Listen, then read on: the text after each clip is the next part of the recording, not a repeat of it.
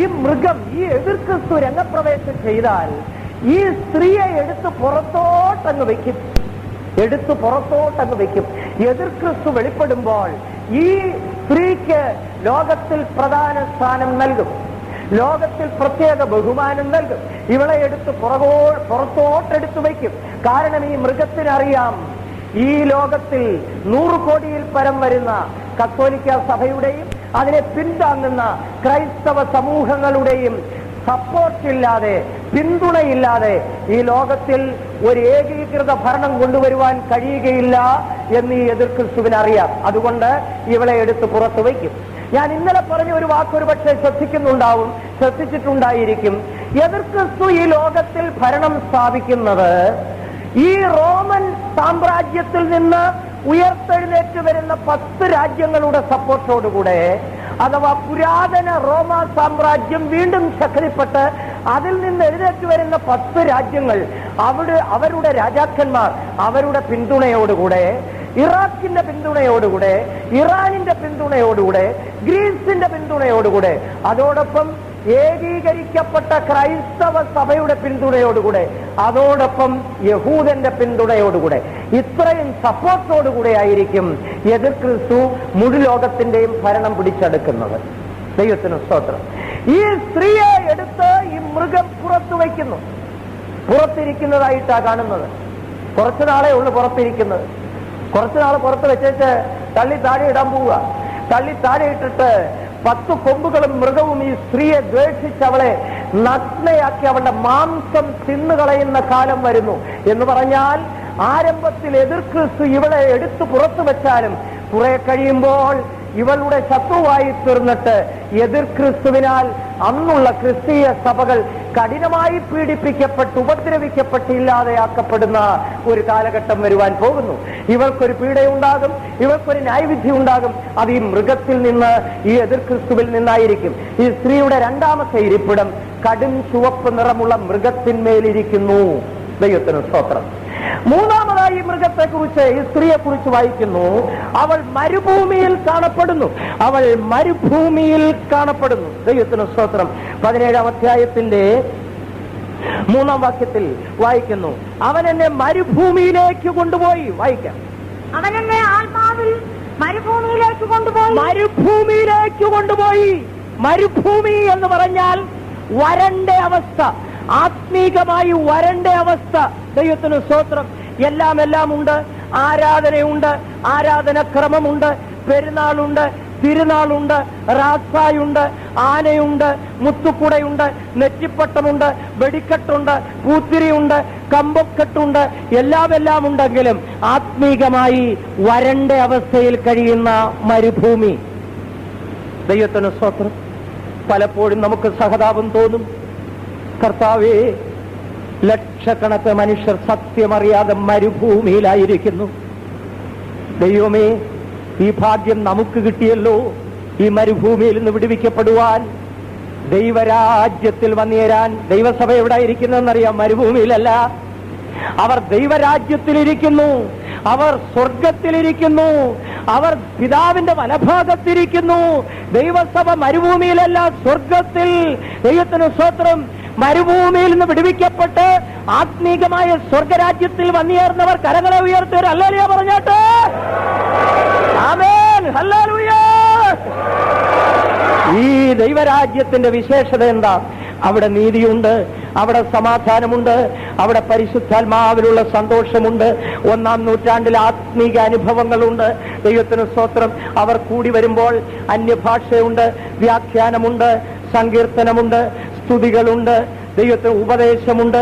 ഇങ്ങനെ ദൈവത്തിന്റെ സഭ കൂടി വരുമ്പോൾ ഇങ്ങനെയുള്ള ആത്മീക ശുശ്രൂഷകളാൽ അവർ ദൈവരാജ്യത്തിന്റെ നിലവാരത്തിൽ ജീവിക്കുന്നു. എന്നാൽ ഈ സ്ത്രീയോ മരുഭൂമിയിലായിരിക്കുന്നു. വരണ്ട അവസ്ഥ. എല്ലാം ഉണ്ടെങ്കിലും ആത്മാവിലൊരു വരൾച്ച. ഇന്ന് പെന്തിക്കോസുകാരിൽ പലരും ഇന്ന് ദൈവരാജ്യത്തിൽ ഇരിക്കുന്നു എന്ന് പറയുന്നെങ്കിലും ആത്മീകമായി വരണ്ട അവസ്ഥയിലാണ്. വരണ്ട അവസ്ഥ, ഒന്നിനും ഒരു തൃപ്തിയില്ലാന്ന ഒരു ശൂന്യത.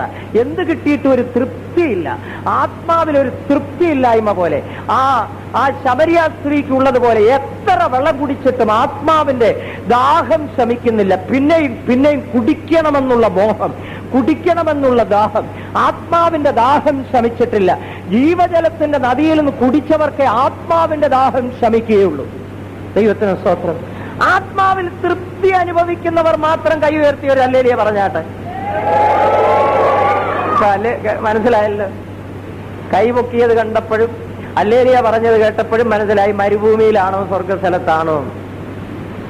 മരുഭൂമിയിലായിരിക്കുന്നവർ വരണ്ട നിലവാരത്തിലായിരിക്കുന്നു. സ്വർഗസ്ഥലത്തിരിക്കുന്നവർ ജീവജലത്തിന്റെ ഉറവയിൽ നിന്ന് കുടിച്ച് ദാഹം ശമിച്ച് തൃപ്തിയടഞ്ഞ അവസ്ഥയിൽ ആത്മാവിൽ ഏതോ ഒന്ന് കുടിച്ചതുപോലെ, ഏതോ ഒന്ന് കഴിച്ചതുപോലെ, വയറൊന്ന് നിറഞ്ഞതുപോലെ, ദാഹം ശമിച്ചതുപോലെ തൃപ്തി അടഞ്ഞ അവസ്ഥയിൽ. ദൈവത്തിന് സ്തോത്രം. അതാണ് പരിശുദ്ധാത്മാവാകുന്ന ജീവജല നദിയിൽ നിന്ന് കുടിക്കുമ്പോഴുണ്ടാകുന്ന അവസ്ഥ. ഹല്ലേലൂയ. സ്വർഗസ്ഥലത്തിരിക്കുന്നവർ കൈവക്കി വീണ്ടും ഒരു ഹല്ലേലൂയ പറഞ്ഞോ.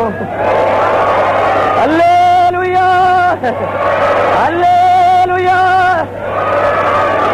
കാരണം സ്വർഗത്തിലെ ഒരു സ്ഥിരം ശബ്ദമാണ് ഈ ഹല്ലേലൂയ എന്ന് പറയുന്നത്. അവിടുത്തെ ഹല്ലേലൂയ നിങ്ങളിപ്പോ പറഞ്ഞ പോലൊന്നും അല്ല. വെളിപ്പാട് പുസ്തകം 19-ാം അധ്യായത്തിൽ വായിക്കുന്നു, തകർത്ത ഇടിമുഴക്കം പോലെ, പെരുവെള്ളത്തിന്റെ ഇരച്ചിൽ പോലെ. സ്വർഗത്തിലെ സാമ്പിൾ ഹല്ലേലൂയ ആണെങ്കിൽ കൊട്ടാരക്കര ഒന്ന് ഞെട്ടും. ഇത്രയും പേര് ഇവിടെ നിന്ന് ഹല്ലേലൂയ പറഞ്ഞാൽ മതി. ഒന്ന് ഞെട്ടും, ഒന്ന് ഇളകും. കൊട്ടാരക്കര ഒന്ന് ഇളകും. എല്ലാറ്റിനും ഉപരിയായി പാതാള ഗോപുരങ്ങളുടെ അടിത്തറ ഇളകും. പൈശാചിക ശക്തികളുടെ അടിത്തറ ഇളകും. സാത്താന്റെ കാൽമുട്ടുകൾ വിറയ്ക്കും. ആ സ്വർഗത്തിലെ ശബ്ദമായ ഹല്ലേലൂയ കരങ്ങളെ ഉയർത്തി പെരുവെള്ളത്തിന്റെ ഇരച്ചിൽ പോലെ, തകർത്ത ഇടിമുഴക്കം പോലെ കരങ്ങളെ ഉയർത്തി എല്ലാവരും കൂടെ ചേർന്നൊരു 3 ഹല്ലേലൂയ പറഞ്ഞാട്ടെ. ഹല്ലേലൂയ, ഹല്ലേലൂയ, ആമേൻ. ദൈവത്തിന് സ്തോത്രം. ഇപ്പോൾ നിങ്ങൾ ദൈവരാജ്യത്തിലാണ്. ആ ദൈവരാജ്യത്തിന്റെ സന്തോഷം നിങ്ങൾ അനുഭവിച്ചുകൊണ്ടിരിക്കുക. എനിക്കും വളരെയേറെ സന്തോഷമുണ്ട്. ദൈവത്തിന് സ്തോത്രം. എന്നാൽ ഈ സ്ത്രീയോ മരുഭൂമിയിലായിരിക്കുന്നു. 4-ാമത് അവളുടെ ഇരിപ്പിടത്തെ കുറിച്ച് പറയുമ്പോൾ ഈ സ്ത്രീ 7 മലകളിന്മേലിരിക്കുന്നു. ദൈവത്തിന് സ്തോത്രം. 17-ാം അധ്യായം 9-ാം വാക്യത്തിൽ വായിക്കുന്നു, നീ കണ്ട 17:9 ഇവിടെ ജ്ഞാനബുദ്ധിയുണ്ട്. തല 7 സ്ത്രീ ഇരിക്കുന്ന 7 മലയാകുന്നു. സ്ത്രീ 7 മലകളിന്മേൽ ഇരിക്കുന്നു. 7 മലകളിന്മേൽ പണിയപ്പെട്ട ഒരു പട്ടണമായിരുന്നു പുരാതന റോം നഗരം. 7 മലകളിന്മേലാണ് പുരാതന റോം നഗരം പണിയപ്പെട്ടിരുന്നത്.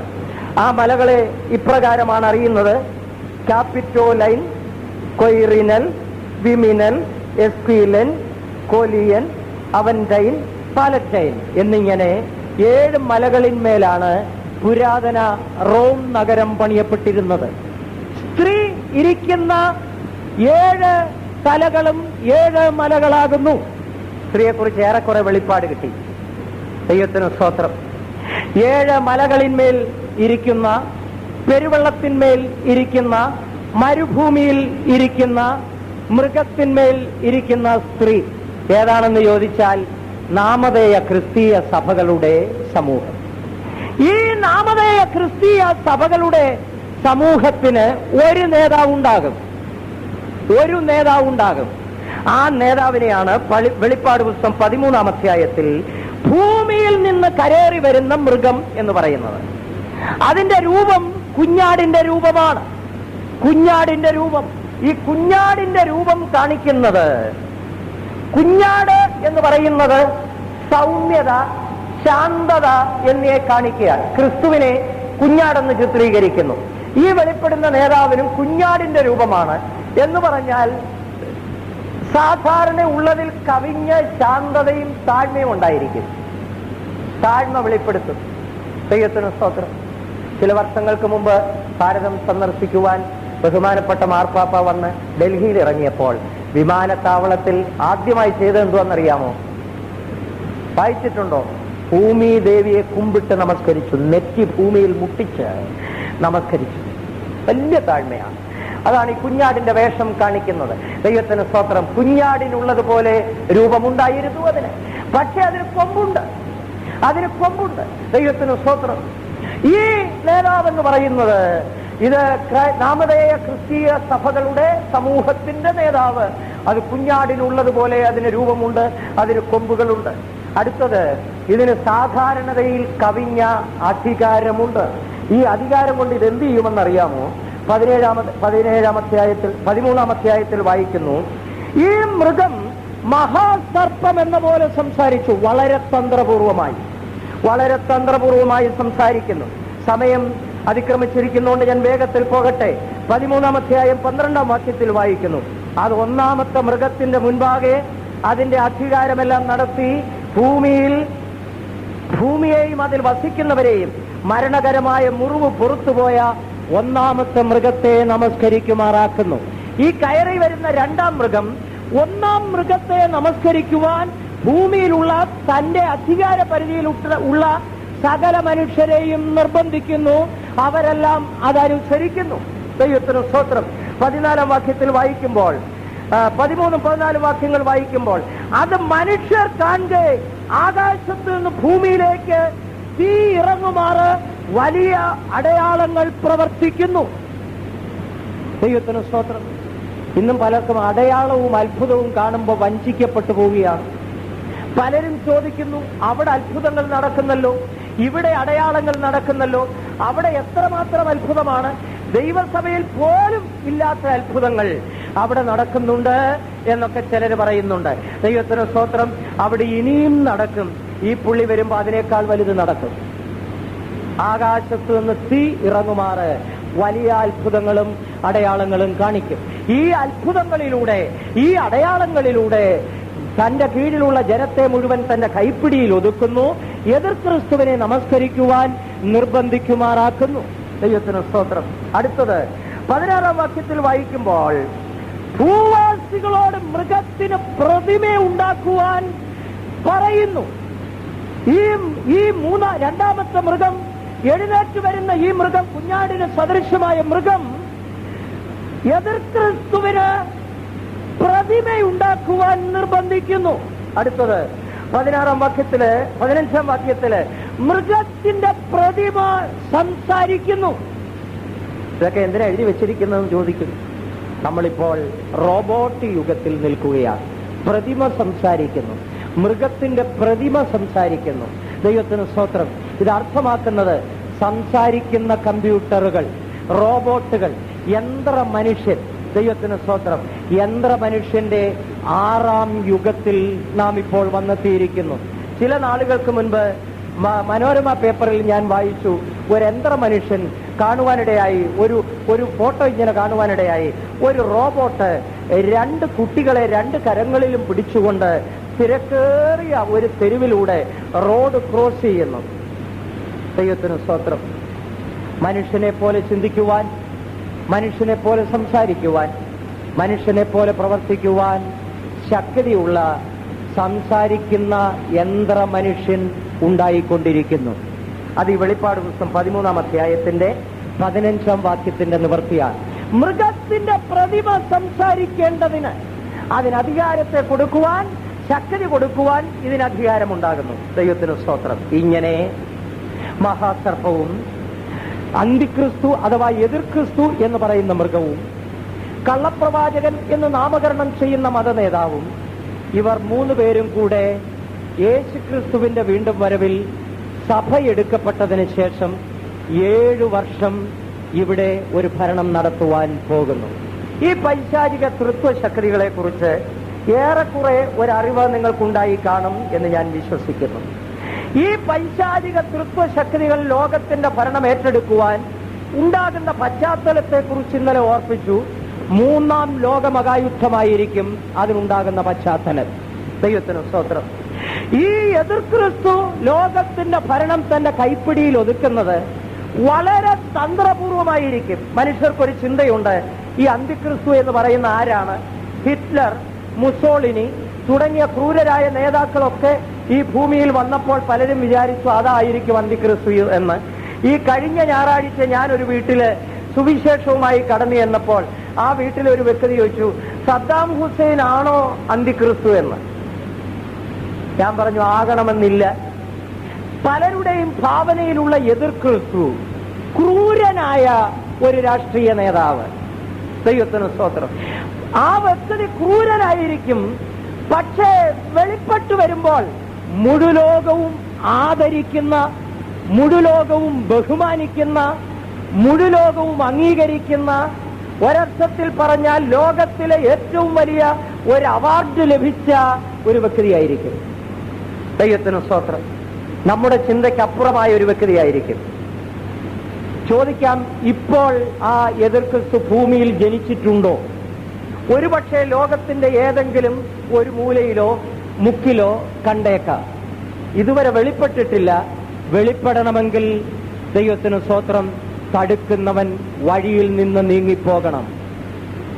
അധർമ്മ മൂർത്തി വെളിപ്പെടണമെങ്കിൽ, ഇപ്പോൾ അധർമ്മത്തിന്റെ മർമ്മം വ്യാപരിക്കുന്നു, അധർമ്മ മൂർത്തി വെളിപ്പെട്ടിട്ടില്ല. അധർമ്മ മൂർത്തി വെളിപ്പെടണമെങ്കിൽ തടുക്കുന്നവൻ വഴിയിൽ നിന്ന് നീങ്ങിപ്പോകണം. ആരാണ് ഈ തടുക്കുന്നത്? ദൈവത്തിന്റെ പരിശുദ്ധാത്മാവും ദൈവസഭയും. യേശുക്രിസ്തു മടങ്ങി വരും. പരിശുദ്ധാത്മാവ് ദൈവസഭയുമായി ഭൂമിയിൽ നിന്ന് പോകും. വഴിയിൽ തടഞ്ഞുകൊണ്ടിരിക്കുന്ന തടസ്സം മാറ്റപ്പെടും. അപ്പോൾ അധർമ്മമൂർത്തി എന്ന എതിർ ക്രിസ്തു എന്ന വ്യക്തി വെളിപ്പെട്ടു വരും. അന്ന് നമുക്ക് കാണാം ആരാണിവനെന്ന്. ദൈവത്തിന് സ്തോത്രം. ഈ എതിർ ക്രിസ്തു ലോകത്തിന്റെ ഭരണം ഏറ്റെടുക്കുന്നത് വളരെ തന്ത്രപൂർവമായിരിക്കും. ദാനിയേൽ പ്രവചനത്തിൽ അതിനെക്കുറിച്ച് വായിക്കുന്നുണ്ട്.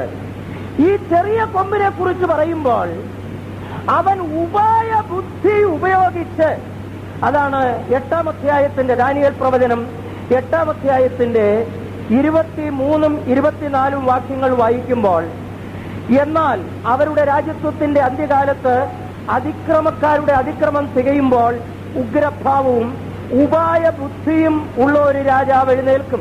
അവന്റെ അധികാരം വലുതായിരിക്കും, സ്വന്തം ശക്തിയാൽ അല്ലതാനും. വളരെ വ്യക്തമായിട്ടാണ് പറയുന്നത്.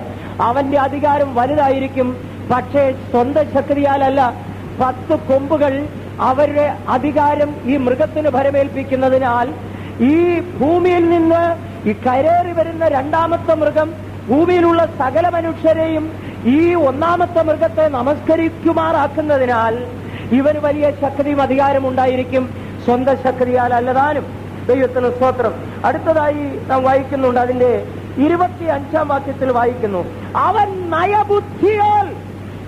നയബുദ്ധിയാൽ തന്റെ ഉപായം സാധിപ്പിക്കുകയും സ്വഹൃദയത്തിൽ വമ്പ് ഭാവിച്ച് നിശ്ചിന്തയോടിരിക്കുന്ന പലരെയും നശിപ്പിക്കുകയും കർത്താവിനോട് എതിർത്തു നിന്ന് കൈതൊടാതെ പറഞ്ഞു പോവുകയും ചെയ്യും. നയബുദ്ധിയാൽ. നമ്മൾ അന്ന് ഈ ഭൂമി കാണുകയില്ലെങ്കിലും കാണരുത് എന്നാണ് എൻ്റെ ആഗ്രഹം. എല്ലാവരും ഇവിടെ നിന്ന് പോകണമെന്നാണ് എൻ്റെ ആഗ്രഹം. എങ്കിലും ചിലരൊക്കെ കാണും എന്നുള്ളത് സത്യമാണ്. അന്ന് വെളിപ്പെടുന്ന ഈ നേതാവിനെ ഒന്ന് അറിഞ്ഞിരിക്കാൻ, അവന്റെ സ്വഭാവം ഒന്ന് മനസ്സിലാക്കിയിരിക്കുന്നത് നന്നായിരിക്കും. ദൈവത്തിന് സ്തോത്രം. അവൻ നയബുദ്ധിയാൽ വളരെ നയതന്ത്രപരമായി മുഴുലോകത്തെയും ചർച്ചയിലൂടെ തന്റെ കൈപ്പിടിയിൽ ഒതുക്കും. മുഴുലോകവും ആദരിക്കുന്ന ഒരു നേതാവായിട്ടായിരിക്കും അവൻ വെളിപ്പെടുന്നത്. ദൈവത്തിന് സ്തോത്രം. ഏറ്റവും പ്രധാനപ്പെട്ട, ലോകത്തിൽ ഇന്ന് പരിഹരിക്കാൻ കഴിയാത്ത ഒരു വിഷയം പരിഹരിക്കുന്നതിലൂടെ ആയിരിക്കാം ഈ എതിർ ക്രിസ്തുവിനെ ലോകം മുഴുവൻ അംഗീകരിക്കുന്നതും യഹൂദൻ അംഗീകരിക്കുന്നതും. അതേത് പ്രശ്നമാണെന്ന് ഞാൻ പറയാം. ലോകത്തിലെ ഏറ്റവും വലിയ പ്രശ്നമാണ് ഇപ്പോൾ മുഴുലോകത്തെ പിടിച്ചു കുലുക്കിക്കൊണ്ടിരിക്കുന്ന ഒരു പ്രശ്നമാണ് അറബ് ഇസ്രായേൽ പ്രശ്നം. ദൈവത്തിന് സ്തോത്രം. 3-ാം ലോക മഹായുദ്ധത്തോടുകൂടി ഈ ശക്തികളൊക്കെ തകർന്നടിയും. യഹൂദന് തന്റെ ദേവാലയം പണിയണം. എതിർ ക്രിസ്തു എന്ന് പറയുന്ന ആദരണീയനായ നേതാവ് രംഗപ്രവേശം ചെയ്യുന്നു. ഇസ്രായേലിനെയും അറബ് രാജ്യങ്ങളെയും ഒരു മേശയുടെ ചുറ്റും കൂട്ടിവരുത്തുന്നു. ഒരു ചർച്ചയിലൂടെ പ്രശ്നം പരിഹരിക്കുന്നു. എതിർ ക്രിസ്തുവിന്റെ ചുമതലയിൽ യെരൂശലേമിൽ ദേവാലയം പണിയുന്നു. അതോടുകൂടെ മുഴുലോകവും എതിർ ക്രിസ്തുവിനെ അംഗീകരിക്കുന്നു. അതോടുകൂടെ യഹൂദൻ എതിർ ക്രിസ്തുവിനെ തങ്ങളുടെ രക്ഷിതാവായി, മശീഹായായി, തങ്ങളെ വിടുവിക്കുവാൻ, രക്ഷിക്കുവാനായി ഇറങ്ങി വന്ന രക്ഷിതാവായി അംഗീകരിക്കുന്നു. ഇങ്ങനെയാണ് എതിർ ക്രിസ്തു ലോകത്തിൽ അംഗീകരിക്കപ്പെടുന്ന ഒരു വ്യക്തിയായി തീരാൻ പോകുന്നത്. അതോടൊപ്പം തന്നെ മറ്റു രാജ്യങ്ങളെയും വളരെ നയബുദ്ധിയാൽ, തന്ത്രപരമായ ചർച്ചയിലൂടെ, വളരെ സമാധാന ചർച്ചയിലൂടെ ഈ എതിർ ക്രിസ്തു തന്റെ കൈപ്പിടിയിൽ ഒതുക്കുന്നു. അതാണ് ഇവിടെ വായിക്കുന്നത്. നയബുദ്ധിയാൽ ജനത്തെ മുഴുവൻ, രാജ്യങ്ങളെ മുഴുവൻ തന്റെ കൈപ്പിടിയിൽ ഒതുക്കുന്നു. എതിർ ക്രിസ്തു രംഗപ്രവേശം ചെയ്യുന്നത് അങ്ങനെയാ. ദൈവത്തിന് സ്തോത്രം. എന്നാൽ വെളിപ്പെട്ട് കഴിഞ്ഞിട്ട് മുഴു രാജ്യങ്ങളും അവന്റെ കൈപ്പിടിയിലായതിനു ശേഷം, അധികാരത്തിൽ വന്നതിന് ശേഷമാണ് തനിനിറം വെളിപ്പെടുത്തുന്നത്. ദൈവം അനുവദിച്ചാൽ അത് പിന്നാലെ പറയാം. എതിർ ക്രിസ്തു വെളിപ്പെട്ട് കഴിഞ്ഞാൽ ആദ്യമായി ചെയ്യുന്നത് ഈ ലോകത്തിലെ വാണിജ്യ വ്യവസായ നയങ്ങൾക്കൊക്കെയും വ്യത്യാസം വരുത്തും. 666 എന്ന മുദ്ര സാർവത്രികമാകും. വെളിപ്പാട് പുസ്തകം 13-ാം അധ്യായത്തിൽ നാം അത് വായിക്കുന്നു. വെളിപ്പാട് പുസ്തകം 13-ാം അധ്യായത്തിൽ 666 എന്നൊരു മുദ്രയെ കുറിച്ച് വായിക്കുന്നു. ദൈവത്തിന് സ്തോത്രം. ഒരു 20 വർഷങ്ങൾക്ക് മുൻപ്, അല്ലെങ്കിൽ ഒരു 30 വർഷങ്ങൾക്ക് മുൻപ് 666 ലോകത്തിൽ സാർവത്രികമാകുമെന്നും എല്ലാ മനുഷ്യരും കൈമേലോ നെറ്റിമേലോ 666 എന്ന മുദ്ര ഏൽക്കേണ്ടി വരുമെന്നും അത് ഏൽക്കാത്തവർക്ക് വാങ്ങുകയോ വിൽക്കുകയോ ചെയ്യുവാൻ കഴിയുകയില്ല എന്നും ഒരുവൻ പ്രസംഗിച്ചാൽ, ഒരു വ്യക്തി പ്രസ്താവിച്ചാൽ അവനെ ഭ്രാന്തൻ എന്ന് വിളിക്കും.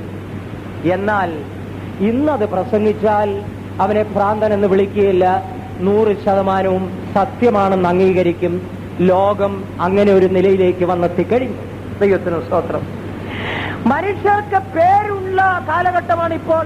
എന്നാൽ വ്യക്തികളുടെ പേരുകൾ മാറിയിട്ട് വ്യക്തികൾക്ക് നമ്പർ ഇടുന്ന ഒരു കാലഘട്ടത്തിലേക്ക്, ഇല്ലെങ്കിൽ നമ്പർ യുഗത്തിലേക്ക് നാം കടന്നു വന്നിരിക്കുകയാണ്. പേരൊക്കെ മാറി നമ്പർ യുഗത്തിലേക്ക്. പോലീസുകാർക്കൊക്കെ ആണെങ്കിൽ വിളിക്കുന്നത് പേരല്ല, കോൺസ്റ്റബിൾമാർക്ക് നമ്പറാണ്. SI വിളിക്ക്, എടോ 1236 ഇവിടെ വാ. അവർക്ക് പേരങ്ങനെയാണ്. ദൈവത്തിന് സ്തോത്രം. പോലീസുകാർക്ക് മാത്രമല്ല, സകലർക്കും ഇനി നമ്പർ ഇടാൻ പോവുകയാണ്. ഓരോരുത്തർക്കും ഓരോ നമ്പർ യുഗത്തിലേക്ക് നാം പ്രവേശിച്ചു കഴിഞ്ഞിരിക്കുന്നു. പാശ്ചാത്യ രാജ്യങ്ങളിൽ നമ്പർ സിസ്റ്റം, നമ്പർ രീതി, വ്യക്തികളെ നമ്പർ കൊണ്ട് നിയന്ത്രിക്കുന്ന ഒരു രീതിയിലേക്ക് പാശ്ചാത്യ രാജ്യങ്ങൾ ഇപ്പോൾ തന്നെ പ്രവേശിച്ചു കഴിഞ്ഞിരിക്കുകയാണ്. ദൈവത്തിന് സ്തോത്രം. അമേരിക്കയിലാണെങ്കിൽ ഓരോ പൗരനും സോഷ്യൽ സെക്യൂരിറ്റി നമ്പർ നൽകിയിട്ടുണ്ട്.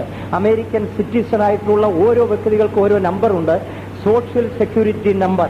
ദൈവത്തിന് സ്തോത്രം. ആ നമ്പർ ഉണ്ടെങ്കിലേ ശമ്പളമോ പെൻഷനോ കിട്ടുകയുള്ളൂ. അതുമാത്രവുമല്ല, അവിടുത്തെ ബാങ്കുകളിൽ ബാങ്ക് ഇടപാടുകാർക്ക് ഓരോ കോഡ് നമ്പർ കൊടുത്തിട്ടുണ്ട്. ബാങ്ക് ഇടപാടുകൾ അധികവും കമ്പ്യൂട്ടറിലൂടെയാണ്. നിങ്ങൾക്ക് കുറെ പണം വേണമെങ്കിൽ ഇവിടുത്തെ ബാങ്കിലാണെങ്കിൽ പാസ്ബുക്കും കൊണ്ട് അതിനകത്തൊരു ചെക്കും ഒക്കെ വെച്ച് ചെക്ക് എഴുതി പുറകിലും മുമ്പിലും ഒപ്പും ഒക്കെ ഇട്ട് അങ്ങോട്ട് കൊണ്ട് എന്നിട്ട് അവരൊരു നാണയം ഇങ്ങോട്ട് തരും, അതിങ്ങോട്ട് തരും. അതും പിടിച്ചുകൊണ്ട് കൗണ്ടറിന് മുമ്പിൽ ക്യൂ നിൽക്കണം. ചിലപ്പോൾ 1.5 മണിക്കൂർ വരെയൊക്കെ നിൽക്കേണ്ടി വരും. അങ്ങനെയൊക്കെ നിന്ന് വേണം 1000 രൂപ എടുക്കാൻ. അവിടെ അങ്ങനെയല്ല, കമ്പ്യൂട്ടറിന്റെ കോഡ് നമ്പർ മതി. അതങ്ങോട്ട് കൊണ്ടുവന്ന് കമ്പ്യൂട്ടറിന് അങ്ങോട്ട് കൊടുക്കണം. അപ്പോൾ നിങ്ങളുടെ ബാലൻസ് എത്ര ഉണ്ടെന്ന് പറയും. നിങ്ങൾക്ക് ആവശ്യമുള്ള പണം എത്രയാണെന്ന് അങ്ങോട്ട് ഫീഡ് ചെയ്താൽ ആവശ്യമുള്ള പണവും ബാക്കി എന്തോ ബാലൻസ് ഉണ്ട് എല്ലാ ഡീറ്റെയിലും ഇങ്ങോട്ട് വരും. എവിടെ പോയാലും ഈ കമ്പ്യൂട്ടർ തമ്മിൽ ബന്ധിക്കപ്പെട്ടിരിക്കുന്ന ബാങ്കുകളിലൊക്കെ ഈ ഒരൊറ്റ കോഡ് നമ്പർ കൊണ്ട് ഇടപാടുകൾ, വിനിമയം നടത്താം. ദൈവത്തിന് സ്തോത്രം. അങ്ങനെ ഒരു കാലം വന്നു കഴിഞ്ഞു. ഇവയെല്ലാം ലോകത്തിന്റെ ഈ കാലഗതികളെല്ലാം ഒരു സത്യത്തെ വിളിച്ചറിയിക്കുന്നു എന്ന് പ്രസ്താവിക്കുവാനാണ് ഞാനിത് പറയുന്നത്. ദൈവത്തിന് സ്തോത്രം. കാനഡയിലാണെങ്കിൽ 9 അംഗമുള്ള ഒരു നമ്പർ, അതിനെ സോഷ്യൽ ഇൻഷുറൻസ് നമ്പർ എന്നാണ് പറയുന്നത്. എല്ലാവർക്കും അതുണ്ട്. 9 അക്കമുള്ള ഒരു നമ്പർ നൽകപ്പെട്ടിരിക്കുന്നു. ആ നമ്പർ ഉണ്ടെങ്കിൽ മാത്രമേ ശമ്പളം വാങ്ങിക്കുവാൻ കഴിയുകയുള്ളൂ. ഓസ്ട്രേലിയയിലാണെങ്കിൽ വ്യക്തികളെ തിരിച്ചറിയുവാൻ ടാക്സ് ഫയൽ നമ്പർ എന്നൊരു നമ്പറുണ്ട്. ആ നമ്പർ എല്ലാ വ്യക്തികൾക്കുമുണ്ട്. അതുണ്ടെങ്കിൽ മാത്രമേ അവിടെ ശമ്പളം ലഭിക്കുകയുള്ളൂ, വോട്ടവകാശം ലഭിക്കുകയുള്ളൂ. ഇറ്റലിയിലാണെങ്കിൽ ഓരോ പൗരനും നമ്പറുള്ള ഐഡന്റിഫിക്കേഷൻ കാർഡ് നൽകിയിരിക്കുന്നു. ആ കാർഡ് ഉണ്ടെങ്കിലേ അവിടുത്തെ പൗരനായി അംഗീകരിക്കുകയുള്ളൂ. ഇന്ത്യയിലാണെങ്കിൽ ആദായ നികുതി കൊടുക്കുന്ന ഓരോ പൗരനും പെർമനന്റ് അക്കൗണ്ട് നമ്പർ എന്ന് പറയുന്ന ഒരു നമ്പർ കൊടുത്തു കഴിഞ്ഞു. ദൈവത്തിന് സ്തോത്രം. അധികം താമസിയാതെ ഇന്ത്യയിൽ ഐഡന്റിഫിക്കേഷൻ കോഡ് നമ്പർ വരുവാൻ പോവുകയാണ്. ഓരോ വ്യക്തികൾക്കും ഒരു കോഡ് നമ്പർ തരും. ആ കോഡ് നമ്പറിലൂടെ ഇന്ത്യയിലുള്ള സകല പൗരന്മാരെയും ഇന്ത്യ ഗവൺമെന്റിന് നിയന്ത്രിക്കാവുന്ന ഒരു കാലഘട്ടം വരുവാൻ പോകുന്നു. നിങ്ങൾക്കെല്ലാം നമ്പർ ഇടാൻ പോകുന്നു. ദൈവത്തിന് സ്തോത്രം. ഇനി ഈ നമ്പറെല്ലാം മാറിയിട്ട് ഒരു പുതിയ നമ്പർ വരാൻ പോവുകയാണ്, 666. മെനയാന്നത്തെ മലയാളം മനോരമ പത്രത്തിൽ നിങ്ങൾ വായിച്ചു കാണും. കമ്പ്യൂട്ടർ 1999 ബ്രേക്ക് ഡൗൺ, 2000 കടക്കുന്നില്ല. 2000 ആണ്ടിലേക്കുള്ള ഒരു കരാർ ഉടമ്പടി ചെയ്യുവാൻ കമ്പ്യൂട്ടറിനോട് ആവശ്യപ്പെട്ടപ്പോൾ കമ്പ്യൂട്ടർ പറഞ്ഞു പറ്റുകയില്ലെന്നോ, പറ്റുകയില്ല. ഇപ്പോഴത്തെ കമ്പ്യൂട്ടറിന്റെ കോഡ് നമ്പർ 1999 അവസാനിക്കുന്നു. കമ്പ്യൂട്ടർ സിസ്റ്റം അതോടുകൂടെ താറുമാറാകുന്നു. എല്ലാവരും ആകപ്പാടെ നെട്ടോട്ടമോടുവാൻ പോകുന്നു. ഒരുപക്ഷെ എന്തുകൊണ്ടാണ് അങ്ങനെ സംഭവിക്കുന്നതെന്ന് ചോദിക്കാം. ഒരുപക്ഷെ അതൊരു പുതിയ കമ്പ്യൂട്ടർ നമ്പർ ഉടലെടുക്കുവാനുള്ള വഴി ഒരുക്കപ്പെടുകയായിരിക്കാം. 666 എന്ന കമ്പ്യൂട്ടർ നമ്പർ വെളിപ്പെടുവാൻ. 666 വെളിപ്പെട്ട് കഴിഞ്ഞാൽ പിന്നെ ഇപ്പോഴത്തെ കമ്പ്യൂട്ടറൊന്നും ആവശ്യമില്ല. ഇപ്പോഴത്തെ കമ്പ്യൂട്ടർ സിസ്റ്റവും ആവശ്യമില്ല, അതിന്റെ കോഡ് നമ്പറും ആവശ്യമില്ല.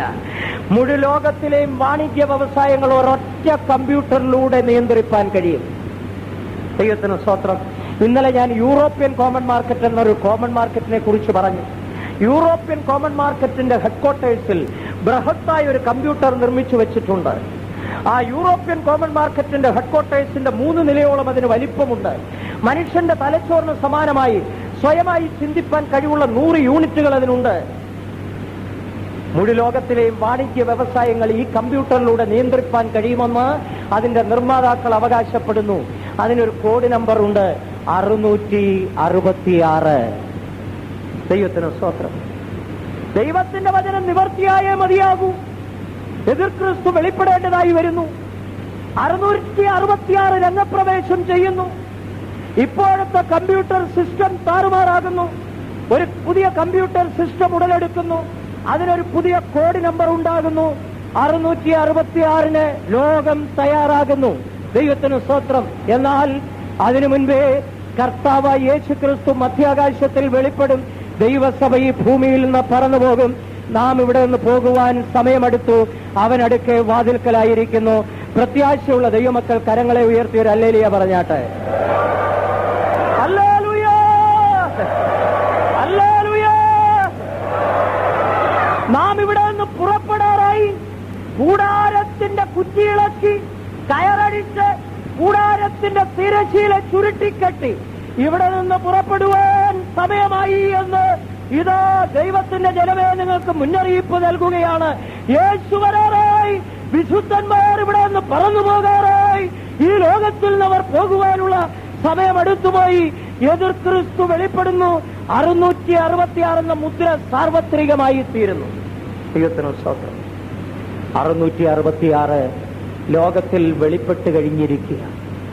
അപ്പോസ്തലനായ പൗലോസ് പറഞ്ഞതുപോലെ അധർമ്മത്തിന്റെ മർമ്മം ഇപ്പോഴേ വ്യാപരിക്കുന്നു. തടുക്കുന്നവൻ വഴിയിൽ നിന്ന് നീങ്ങിപ്പോവുക മാത്രം വേണം. ദൈവത്തിന് സ്തോത്രം. 666 ഇന്നൊരു കെട്ടുകഥയല്ല, അതൊരു കിഴവിക്കഥയല്ല, അതൊരു യാഥാർത്ഥ്യമായി തീർന്നിരിക്കുന്നു. ഓസ്ട്രേലിയൻ നാഷണൽ ബാങ്കിന്റെ ക്രെഡിറ്റ് കാർഡിൽ 666 എന്ന കോഡ് നമ്പർ ഉപയോഗിച്ചു തുടങ്ങി. യൂറോപ്യൻ കോമൺ മാർക്കറ്റിൽ നിന്ന് പുറപ്പെടുന്ന സാധനങ്ങളിൽ 666 ട്രേഡ് മാർക്കായി. അതോടൊപ്പം 2 കൊമ്പുള്ള ഒരു കുഞ്ഞാടിന്റെ തലയും 666 എന്ന മുദ്രയും 2 കൊമ്പുള്ള കുഞ്ഞാടിന്റെ തലയും ട്രേഡ് മാർക്കുകളായി ഉപയോഗിച്ചു വരുന്നു. അമേരിക്കയിൽ പല സ്ഥാപനങ്ങളും അവരുടെ സ്ഥാപനങ്ങൾക്ക് 666 കോഡ് നമ്പറായി ഉപയോഗിച്ചു കഴിഞ്ഞു. അമേരിക്കയിലെ ചില ടെലിഫോൺ കമ്പനികൾ അവരുടെ സോഷ്യൽ സെക്യൂരിറ്റി കാർഡിന്റെ നമ്പറിന് മുൻപിൽ 666 കോഡ് നമ്പറായി ഉപയോഗിച്ചു കഴിഞ്ഞു. ഇസ്രായേലിൽ അറബികൾ ഉപയോഗിക്കുന്ന കാറുകൾക്ക് 666 സാർവത്രികമാക്കി കഴിഞ്ഞു, നിർബന്ധമാക്കി കഴിഞ്ഞു. കെനിയയിൽ 666 സാർവത്രികമായി എന്നും ആ നമ്പർ പിശാചിന്റെ നമ്പറാണെന്നും അതുകൊണ്ട് എല്ലാവരും ഭയപ്പെടുന്നു എന്നും ആ നമ്പറിനടുത്ത് അപകടം കൂടുന്നു എന്നും അവിടുത്തെ ഗവൺമെന്റ് പോലും അവിടുത്തെ ഈ നമ്പറിനെതിരെ രംഗത്ത് വന്നു കഴിഞ്ഞു എന്നും ചില നാളുകൾക്ക് മുൻപ് പേപ്പറിലൂടെ നാം വായിക്കുവാനിടയായി. ദൈവത്തിന് സ്തോത്രം. ഓസ്ട്രേലിയയിൽ മാത്രമല്ല, അമേരിക്കയിൽ മാത്രമല്ല, കാനഡയിൽ മാത്രമല്ല, ഇസ്രായേലിൽ മാത്രമല്ല, നമ്മുടെ ഇന്ത്യയിലും 666 വന്നു കഴിഞ്ഞു. നമ്മുടെ കൊച്ചു കേരളത്തിലും 666 വന്നു കഴിഞ്ഞു. നമ്മുടെ കൊട്ടാരക്കരയിലും വന്നു കഴിഞ്ഞു. ചില ബനിയനുകളിൽ, സ്കെയിലുകളിൽ, പെൻസിലുകളിൽ, ബുക്കുകളിൽ 666 നിങ്ങൾക്ക് കാണുവാൻ കഴിയും. ദൈവത്തിന് സ്തോത്രം. ഇതൊക്കെ കാണുമ്പോൾ ദൈവമക്കൾ കണ്ണുമടച്ചിരിക്കുകയല്ല. ദൈവത്തിന് സ്തോത്രം.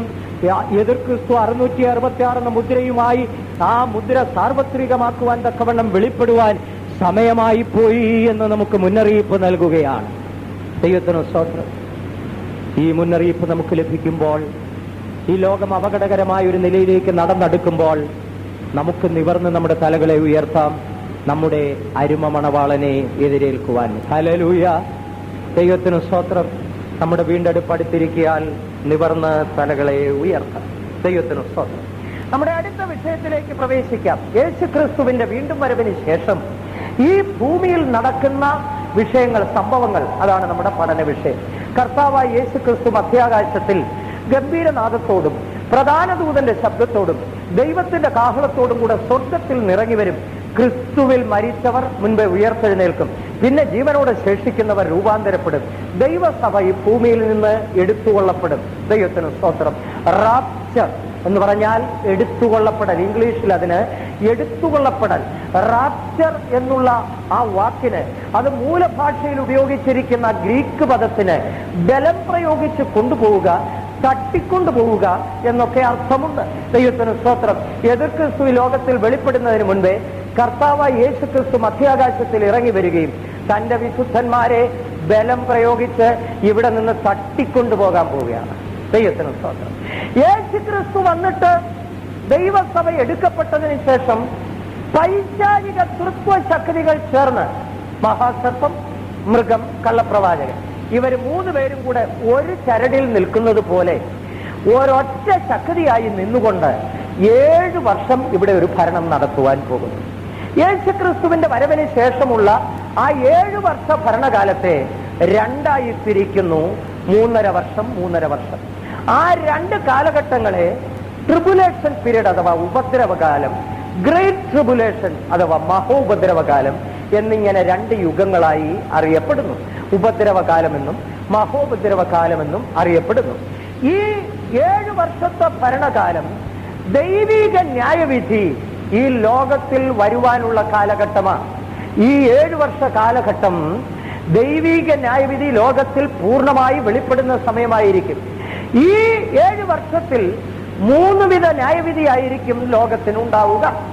അതില് ഒന്നാമത്തേത്, ആദ്യത്തെ 3.5 വർഷത്തിൽ, ആദ്യത്തെ 3.5 വർഷം 2 വിധത്തിലുള്ള ന്യായവിധി ഉണ്ടായിരിക്കും. ഒന്ന്, കൈവിടപ്പെടുന്ന സഭയിൽ മുദ്രയേൽക്കാത്തവർക്ക് എതിർ ക്രിസ്തുവിൽ നിന്നുണ്ടാകുന്ന പീഡ, അതൊരു ന്യായവിധിയാണ്. രണ്ടാമത്, സർവശക്തനായ ദൈവത്തിൽ നിന്ന് ഈ ഭൂമിയിലുള്ള സകല മനുഷ്യർക്കും വരുവാൻ പോകുന്ന ന്യായവിധി. രണ്ടാമത്തെ 3.5 വർഷത്തിൽ 2 വിധ ന്യായവിധി ഉണ്ടായിരിക്കും. ഒന്ന്, എതിർ ക്രിസ്തുവിൽ നിന്നും യഹൂദനുണ്ടാകുവാൻ പോകുന്ന മാരകമായ ഭയാനകമായ പീഡ. രണ്ടാമത്, സർവശക്തനായ ദൈവത്തിൽ നിന്നും ഈ ഭൂമിയിലുള്ള സകല മനുഷ്യർക്കും ഉണ്ടാകുവാൻ പോകുന്ന ഭയാനകമായ പീഡ. ദൈവത്തിന് സ്തോത്രം. നമുക്ക് ദൈവത്തിങ്കൽ നിന്ന് ഈ ഭൂമിയിൽ വരുവാൻ പോകുന്ന പീഡകളെ കുറിച്ച് 1-2 വിഷയങ്ങൾ ചിന്തിച്ചുകൊണ്ട് ഇന്നത്തെ വാക്ക് അവസാനിപ്പിക്കുവാൻ താല്പര്യപ്പെടുകയാണ്. എതിർ ക്രിസ്തു ഭരണം ആരംഭിക്കുന്നതോടുകൂടെയാണ് വെളിപ്പാട് പുസ്തകം 6-ാം അധ്യായം ആരംഭിക്കുന്നത്. വെളിപ്പാട് പുസ്തകം 6-ാം അധ്യായം 1-ാം വാക്യം വായിക്കുന്നതോടുകൂടെ എതിർ ക്രിസ്തുവിന്റെ രംഗപ്രവേശനത്തെ നമുക്ക് കാണുവാൻ കഴിയും. ദൈവത്തിന് സ്തോത്രം. 6-ാം അധ്യായം 1-ഉം 2-ഉം വാക്യങ്ങൾ വായിക്കുമ്പോൾ കുഞ്ഞാട് മുദ്രകളിൽ 1 പൊട്ടിക്കുന്നു. 5-ാം അധ്യായത്തിൽ 7 മുദ്രകളാൽ മുദ്രയിടപ്പെട്ട ഒരു പുസ്തകം കാണുന്നു. പുസ്തകം തുറപ്പാനും അതിന്റെ മുദ്ര പൊട്ടിപ്പാനും ആരെയും കാണാഞ്ഞതുകൊണ്ട് വളരെ കരയുന്നു. അപ്പോൾ മൂപ്പന്മാരിൽ ഒരുവൻ വിളിച്ചു പറയുന്നു, യഹൂദാ ഗോത്രത്തിലെ സിംഹവും ദാവീദിന്റെ വേരുമായവൻ പുസ്തകം തുറപ്പാനും മുദ്ര പൊട്ടിപ്പാനും തക്കവണ്ണം ജയം പ്രാപിച്ചിരിക്കുന്നു എന്ന് വിളിച്ചു പറയുന്നു. ദൈവത്തിന് സ്തോത്രം. അപ്പോഴിതാ ഒരു കുഞ്ഞാട് അറുക്കപ്പെട്ടതുപോലെ ദൈവസിംഹാസനത്തിന് മുൻപാകെ നിൽക്കുന്നതായി കാണുന്നു. പിതാവായ ദൈവത്തിന്റെ കരങ്ങളിൽ നിന്ന്, സിംഹാസനത്തിൽ ഇരിക്കുന്നവന്റെ കരങ്ങളിൽ നിന്ന് കുഞ്ഞാട് ഈ പുസ്തകം ഏറ്റുവാങ്ങുന്നു. 7 മുദ്രകളിൽ ഓരോരോ മുദ്രകൾ പൊട്ടിക്കുന്നു. ഓരോ മുദ്രകൾ പൊട്ടിക്കുന്നതോടുകൂടെ സംഭവിക്കുന്ന വിഷയങ്ങളാണ് വെളിപ്പാട് പുസ്തകം 6-ാം അധ്യായത്തിൽ വിവരിക്കുന്നത്. 1-ാം മുദ്ര പൊട്ടിക്കുന്നതോടുകൂടെ 6-ാം അധ്യായം 1-ഉം 2-ഉം വാക്യങ്ങൾ വായിക്കാം. ആ വെളിപ്പാട് പുസ്തകം 6-ാം അധ്യായം 1-ഉം 2-ഉം വാക്യങ്ങൾ. കുഞ്ഞാട് മുദ്രകളിൽ 1 പൊട്ടിച്ചപ്പോൾ നീ വരിക എന്ന് 4 ജീവികളിൽ 1 ഇടിമുഴക്കം പോലെ പറയുന്നത് ഞാൻ കേട്ടു. അപ്പോൾ ഞാൻ ഒരു വെള്ളക്കുതിരയെ ഒരു വെള്ളക്കുതിര കരേറി വരുന്നു. അതിന്മേൽ ഇരിക്കുന്നവന്റെ കയ്യിൽ ഒരു വില്ലുണ്ട്. അതിന്മേൽ ഇരിക്കുന്നവന്റെ കയ്യിൽ ഒരു വില്ലുണ്ട്. ഒരുപക്ഷെ ഈ കുതിര എന്ന് പറയുമ്പോൾ നിങ്ങൾ വിചാരിക്കും 4 കാലും വാലും ചെവിയും ഒക്കെ ഉള്ള ഒരു കുതിരയായിരിക്കും കയറി വരുന്നത്. ഈ കുതിര എന്നുള്ളത് കൊണ്ട് ഉദ്ദേശിക്കുന്നത് അതൊരു ദുരാത്മാവാണ്, ഒരു അന്ധകാര ശക്തിയാണ്. ഈ അന്ധകാര ശക്തി അപ്പോൾ വെളിപ്പെടും. ഈ അന്ധകാര ശക്തി എതിർ ക്രിസ്തുവിൽ വ്യാപരിച്ചിട്ട് വെള്ള കുതിരയുടെ രൂപത്തിൽ വെളിപ്പെടുന്നു. ഈ വെള്ള എന്ന് പറയുമ്പോൾ അതിന്റെ അർത്ഥം തന്ത്രപരമായ രംഗപ്രവേശനം എന്നാണ്. വെള്ള സമാധാനത്തെ കാണിക്കുന്നു. സമാധാനത്തിന്റെ പുറമൂടി, പുറമേ വെള്ള നിറം, അകമേയോ കടിച്ചു കീറുന്ന ചെന്നായെ പോലെ. പുറമേ വെള്ള നിറം, അകമേയോ കടിച്ചു കീറുന്ന ചെന്നായെ പോലെ. ദൈവത്തിന് സ്തോത്രം. ഇതൊരാത്മാവാണ്. ഈ കുതിര എന്ന് പറയുന്ന ഒരു ആത്മാവാണ്. ഈ ആത്മാവ് ഇന്ന് ദൈവമക്കളിൽ പലരിലും, ചിലരിലൊക്കെ, കൊട്ടാരക്കരയിൽ ഇല്ലെങ്കിലും അങ്ങ് അകലെ ചിലരിലൊക്കെ വ്യാപരിക്കാറുണ്ട്. എന്താ ഈ ആത്മാവിന്റെ ഗുണമെന്നറിയാമോ? പുറത്തെ കാണുന്ന പല്ലുകളെല്ലാം കാണിച്ചു ചിരിക്കുകയും അതേ സമയത്ത് അകത്തെ പല്ലുകളെല്ലാം ചേർത്ത് കടിക്കുകയും ചെയ്യുന്ന സ്വഭാവം. അങ്ങനെ ഉണ്ടായിട്ടുണ്ടോ? ഉണ്ടായിട്ടുണ്ടായിരിക്കും. അതായിരിക്കും ഈ ചിരിക്കുന്നത്. ഇതാണ് ഈ വെള്ളക്കുതിരയുടെ ആത്മാവ്. ദൈവത്തിന് സ്തോത്രം. കാണുമ്പോൾ പുറത്തെ പല്ലെല്ലാം കാണിച്ചിരിക്കും. അയ്യോ എന്റെ അച്ഛായോ, എന്റെ അപ്പച്ചോ, വാസ്തപ്പച്ചോ, അപ്പച്ചന് വേണ്ടി ഞാൻ ഇപ്പൊ പ്രാർത്ഥിച്ചുകൊണ്ടിരിക്കുകയായിരുന്നു. ഇത്രയും പറഞ്ഞേച്ച് ചുമ്മനം ഒക്കെ കൊടുത്തേച്ച് അങ്ങോട്ട് തിരിഞ്ഞു പോകുമ്പോ കണ്ടില്ലേ, പോന്ന ഓക്ക് കണ്ടില്ലേ? അതാണ് ഈ വെള്ളക്കുതിരയുടെ ആത്മാവ്.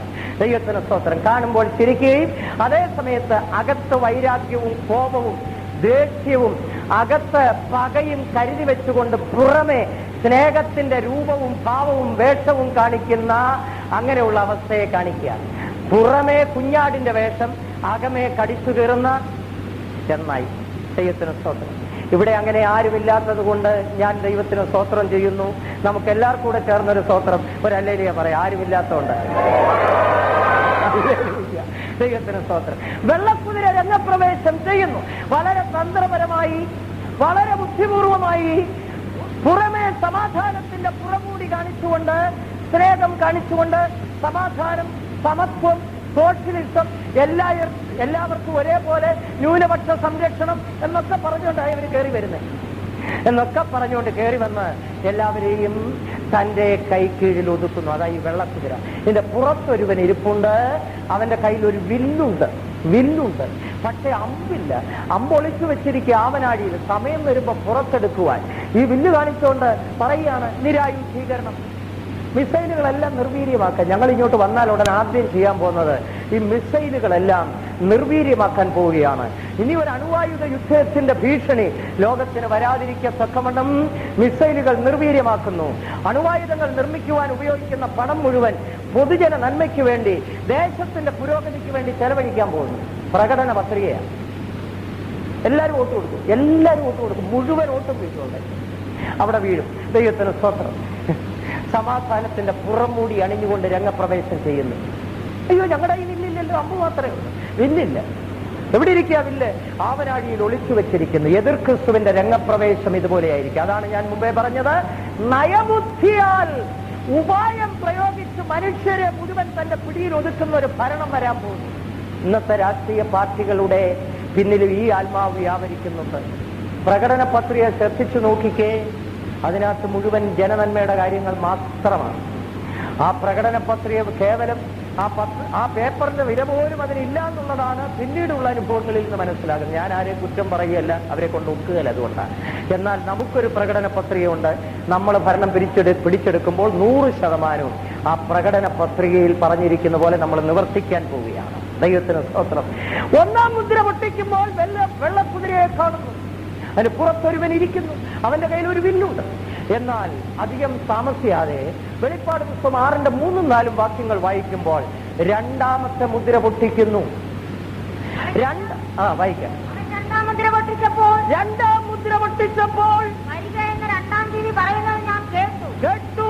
അപ്പോൾ ചുവന്നതായ ഒരു കുതിര പുറപ്പെട്ടു. അതിന്റെ പുറത്തിരിക്കുന്നവന് മനുഷ്യർ അന്യോന്യം കൊല്ലുവാൻ തക്കവണ്ണം ഭൂമിയിൽ നിന്ന് സമാധാനം എടുത്തു കളയേണ്ടതിന് അതിന്റെ പുറത്തൊരുവൻ ഇരിക്കുന്നു. ഭൂമിയിൽ നിന്ന് സമാധാനം എടുത്തു കളയുവാൻ അവൻ അധികാരം ലഭിക്കുന്നു. അവനൊരു വലിയ വാൾ ലഭിക്കുന്നു. അന്യോന്യ മനുഷ്യർ ഭൂമിയിൽ വെട്ടിക്കൊല്ലുവാൻ തക്കവണ്ണം സമാധാനം ഭൂമിയിൽ നിന്ന് പോയി പോകുന്ന ഒരു കാലഘട്ടം വരാൻ പോവുകയാണ്. ദൈവത്തിന് സ്തോത്രം. ഒരു ജാതി മറ്റൊരു ജാതിക്ക് നേരെ തിരിയും, ഒരു ഭാഷ മറ്റൊരു ഭാഷയ്ക്ക് നേരെ തിരിയും. അവർ അന്യോന്യം ആയുധങ്ങൾ ഉപയോഗിക്കും. കരുണ കൂടാതെ മൃഗങ്ങളെ വെട്ടിക്കൊല്ലുന്നത് പോലെ, പ്രാണികളെ കൊല്ലുന്നത് പോലെ മനുഷ്യൻ അന്യോന്യം കൊന്നൊടുക്കുന്ന ഒരു കാലഘട്ടം വരുവാൻ പോവുകയാണ്. അന്നത്തെ കാലത്തെക്കുറിച്ച് എസെക്കിയേൽ പ്രവചനം 7-ാം അധ്യായത്തിൽ നാം വായിക്കുന്നുണ്ട്. 1-2 വാക്യങ്ങൾ ഓർപ്പിച്ചുകൊണ്ട് ഇന്നത്തെ എന്റെ വാക്ക് നിർത്തട്ടെ. 7-ാം അധ്യായം 10-ാം വാക്യം. ഇതോ നാൾ, ഇതോ അത് വരുന്നു, നിന്റെ ആപത്ത് പുറപ്പെട്ടിരിക്കുന്നു, വടി പൂത്ത് അഹങ്കാരം തളിർത്തിരിക്കുന്നു, സാഹസം ദുഷ്ടതയുടെ വടിയായിട്ട് വളർന്നിരിക്കുന്നു, അവരിലോ അവരുടെ കോലാഹലത്തിലോ, കോലാഹലം സർവത്ര കോലാഹലമല്ലേ അവിടെ, അവരുടെ കോലാഹലത്തിലോ, ദൈവത്തിന് സ്തോത്രം, അവരിലോ അവരുടെ കോലാഹലത്തിലോ അവരുടെ സമ്പത്തിലോ ഒന്നും ശേഷിക്കയില്ല. അവരെ കുറിച്ച് വിലാപമുണ്ടാകയില്ല. കാലം വന്നിരിക്കുന്നു, നാളെടുത്തിരിക്കുന്നു, അതിന്റെ സകല കോലാഹലത്തിന്മേലും ക്രോധം വന്നിരിക്കാൻ വാങ്ങുന്നവൻ സന്തോഷിക്കുകയും വിൽക്കുന്നവൻ ദുഃഖിക്കുകയും വേണ്ട. ആ വാക്യത്തിന്റെ അടി വേണമെങ്കിൽ ഒന്ന് വരയിട്ടോണം. ചില വാങ്ങി വാങ്ങി കൂട്ടുക, എന്തോ സന്തോഷത്തോടാ പ്രമാണം എഴുതി എഴുതി എഴുതി എഴുതി കൂട്ടുക. ബാങ്കിൽ ഡിപ്പോസിറ്റ് ഒന്നിന്റെ പുറകെ ഒന്നായിട്ട് മേളി മേളി മേളി കൊണ്ടിടുക. ഈ വാക്യത്തിന്റെ അടിയിലൊന്ന് വരയിട്ടു വേണേ ഗുണം ചെയ്യും. വാങ്ങുന്നവൻ സന്തോഷിക്കണ്ട, വിൽക്കുന്നവൻ ദുഃഖിക്കുകയും വേണ്ട. കാരണം ഇത് ഇച്ചിരി ഉറക്കെ പറയേണ്ടതാണ്, ആരും കേട്ടില്ല എന്ന് വരരുത്. അതുകൊണ്ടാണ് ഞാൻ ഈ ശബ്ദം മുഴുവൻ എടുത്ത് ഉറക്കെ പറയുന്നത്. വാങ്ങുന്നവർ സന്തോഷിക്കണ്ട, പണിയുന്നവർ സന്തോഷിക്കണ്ട. നിങ്ങൾ പണിയുന്നതിൽ നിങ്ങൾക്ക് കിടക്കാൻ നിങ്ങൾക്ക് അനുവാദമുണ്ടാകുകയില്ല. നിങ്ങൾ വാങ്ങുന്നത് നിങ്ങൾക്ക് അനുഭവിക്കുവാൻ അനുവാദമുണ്ടാകുകയില്ല. നിങ്ങൾ സമ്പാദിച്ച് ബാങ്കിൽ നിക്ഷേപിച്ചിരിക്കുന്ന പണം നിങ്ങൾക്കെടുത്ത് അനുഭവിക്കുവാൻ അനുവാദമുണ്ടാവുകയില്ല. ആകയാൽ വാങ്ങുന്നവൻ സന്തോഷിക്കേണ്ട, വിൽക്കുന്നവൻ ദുഃഖിക്കുകയും വേണ്ട. മുഴുവനും എതിർ ക്രിസ്തുവിന്റെ കരങ്ങളിലേക്ക് പോകാൻ പോവുകയാണ്. ഭൂമിയിൽ സമാധാനമില്ലാതെയാകുന്നു. ചില നാളുകൾക്ക് മുൻപ് കോയമ്പത്തൂരിൽ വർഗീയ കലാപമുണ്ടായി. 2 ജാതികൾ ചേരിതിരിഞ്ഞ് തമ്മിൽ പോരടിച്ചു. ഒരാൾ പറയുകയുണ്ടായി, 5 കോടി രൂപ വിലയുള്ള ഇലക്ട്രോണിക് സാധനങ്ങൾ ഉണ്ടായിരുന്ന ഒരു കട സെക്കൻഡുകൾ കൊണ്ടാണ് കത്തി അമർന്നത്. ബാരലുകളിൽ പെട്രോൾ കൊണ്ടുവന്ന് അതിനകത്തേക്ക് ഒഴിച്ചിട്ട് തീപ്പെട്ടി കൊളുത്തി കത്തിച്ചാരമായി തീർന്നു. മനുഷ്യർ അന്യോന്യം വെട്ടി നുറുക്കി, അന്യോന്യം കൊന്നൊടുക്കി. വർഗീയ കലാപങ്ങളുടെ കാലം, സമാധാനം ഭൂമിയിൽ നിന്ന് എടുത്തു മാറ്റപ്പെടുന്ന കാലം, ഭൂമി ചോരപ്പുഴയായി തീരുന്ന കാലം, ഭവനങ്ങളിൽ മനുഷ്യ ചോര വീണ് കുതിരുന്ന കാലം, ഭർത്താവിന്റെ മുൻപിൽ വെച്ച് ഭാര്യയെ കൊല്ലുന്ന കാലം, ഭാര്യയുടെ മുൻപിൽ വെച്ച് ഭർത്താവിനെ പീഡിപ്പിക്കുന്ന കാലം, മാതാപിതാക്കളുടെ മുൻപിൽ വെച്ച് കുഞ്ഞുങ്ങളെ ദാരുണമായി കൊന്നൊടുക്കുന്ന കാലം. ദൈവത്തിന് സ്തോത്രം. സ്വന്തക്കാർ നോക്കി നിൽക്കവേ ബന്ധുജനങ്ങൾ കൊന്നൊടുക്കപ്പെടുന്ന കാലം, തെരുവുകളിൽ മനുഷ്യന്റെ രക്തം വീണ് പുഴയായി ഒഴുകുന്ന കാലം, ഗ്രാമങ്ങളിൽ മനുഷ്യന്റെ നിലവിളി ഉയരുന്ന കാലം, തെരുവുകളിൽ മനുഷ്യ ശരീരം വീണ് ചിതറിക്കിടക്കുന്ന കാലം, മനുഷ്യ ശരീരത്തെ അടക്കുവാൻ ആളില്ലാത്ത കാലം, ചീഞ്ഞഴുകിയ മൃതശരീരങ്ങൾ കൊണ്ട് ലോകം നിറയുന്ന കാലം. അത് വിദൂരമല്ല, ഏറ്റവും അടുത്ത് വന്നിരിക്കുന്നു. ദൈവത്തിന് സ്തോത്രം. എന്നാൽ അതിനു മുൻപേ റാപ്ചർ തട്ടിക്കൊണ്ടുപോകുവാൻ, ഈ ഭയാനകമായ ന്യായവിധിക്ക് മുൻപാകെ ദൈവത്തിന്റെ വിശുദ്ധന്മാരെ തട്ടിക്കൊണ്ടുപോകുവാൻ, ബലം പ്രയോഗിച്ച് ഈ ഭൂമിയിൽ നിന്ന് കൊണ്ടുപോകുവാൻ, നിത്യമായ ഒരു വാസസ്ഥലത്തേക്ക് കൊണ്ടുപോകുവാൻ നമ്മുടെ യേശു വെളിപ്പെടാറായി. കണ്ണുകളെ അടയ്ക്കാം, മുഴങ്കാൽ മടക്കാം. യേശു വരാറായി. സഹോദര, നീ ഒരുങ്ങിയിട്ടുണ്ടോ? സഹോദരി, നീ ഒരുങ്ങിയിട്ടുണ്ടോ? അവനടുക്ക വാതിൽക്കലായിരിക്കുന്നു. എതിർ ക്രിസ്തു രംഗപ്രവേശം ചെയ്യുന്നു. ക്രൈസ്തവ ഗോളത്തിൽ ധ്രുവീകരണം കാണുന്നു. കുഞ്ഞാടിന് സദൃശമായ മൃഗം വെളിപ്പെടുവാൻ പോകുന്നു. 666 സാർവത്രികമാകുന്നു. എതിർ ക്രിസ്തു വെളിപ്പെടാൻ പോകുന്നു. ഈ ഭൂമി ചോരപ്പുഴയായി തീരുവാൻ പോകുന്നു. ഭൂമിയിൽ നിലവിളി ഉയരുവാൻ പോകുന്നു. മലകളിൽ ആർപ്പുവിളി, കുന്നുകളിൽ ആർപ്പുവിളി, ഭയാനകമായ നാളുകൾ വരുവാൻ പോകുന്നു. അതിനു മുൻപേ യേശു വെളിപ്പെടും. കാഹളം മധ്യാകാശത്തിൽ മുഴങ്ങും. പ്രധാന ദൂതന്റെ ശബ്ദം മുഴങ്ങിക്കേൾക്കും. തന്റെ വിശുദ്ധന്മാർ ഈ ഭൂമിയിൽ പറന്നുയരുവാൻ പോവുകയാണ്. ഹല്ലേലൂയ. സഹോദര ഒരുങ്ങുക, സഹോദരി ഒരുങ്ങുക, പിതാവേ മാതാവേ ഒരുങ്ങുക. തങ്ങളുടെ ശക്തിയെ പുതുക്കുക. അശുദ്ധമായത് മലിനമായത് വലിച്ചെറിയുക. അഭിഷേകത്തെ പുതുപ്പിക്കാം, ശക്തിയെ പുതുപ്പിക്കാം. കൂടാരത്തിന്റെ കുറ്റികളേക്കാം കയറഴിച്ചുകൊണ്ട് കൂടാരത്തിന്റെ ശീല ചുറ്റിക്കെട്ടി നാം പുറപ്പെടുവാൻ നാളെടുത്തുപോയി. Hallelujah, hallelujah, hallelujah, hallelujah. അല്പം ചില സമയങ്ങള്, അല്പം ചില നിമിഷങ്ങള് ദൈവശക്തിയാൽ നിറയപ്പെട്ടുകൊണ്ട്, ശക്തിയെ പുതുക്കിക്കൊണ്ട്, അഭിഷേകത്തെ പുതുക്കിക്കൊണ്ട്, ബലത്തെ പുതുക്കിക്കൊണ്ട്, ഒരു പുതുബലത്തോടുകൂടെ, ഒരു പുതിയ അഭിഷേകത്തോടുകൂടെ, ഒരു പുതിയ ശക്തിയോടുകൂടെ, ഒരു പുതുബലത്തോടുകൂടെ മടങ്ങി പോകുവാൻ